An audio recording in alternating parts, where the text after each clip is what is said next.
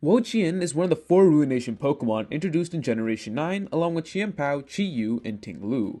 We already know about the competitive prowess of Chi-Yu. It's a goldfish with unholy stats and amazing ability which now finds itself in the Ubers tier after being banned about a week ago. The Snow Leopard Chien-Pao is a dark and ice type that is basically Weavile but on drugs. And Ting-Lu is what happens when you take stalling Pokemon a bit too far. I mean, look at its amazing stats, that is just insane, 155 HP? But what about Wo-Chien?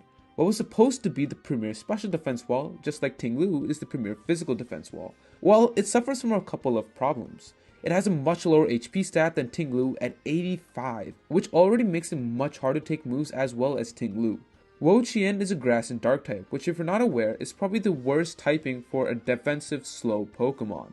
It's got a 4 times weakness to bug, so a choice spin and U-turn from Meowscarada could OHKO it quite easily. Its weaknesses to fire types also don't help, so Iron Moth, Skeleturge, and even Sarla can destroy with simple fire type moves. Additionally, with Roaring Moon running around, a Booster Energy Acrobatus can do major damage, and even one of its counterparts, Chien-Pao, can destroy it with Ice-type moves as well. Grass, while not a bad type, it's a bad defensive type when this Pokemon has a base 70 speed stat and is being outsped by most of the meta. There is a reason why Brute Bonnet, while it seems amazing in every way offensively compared to Amoonguss, is the typing that really slows it down. Being weak to fighting types also makes it susceptible to Pokemon like the Great Tusk, who can chip away at the weak physical defense.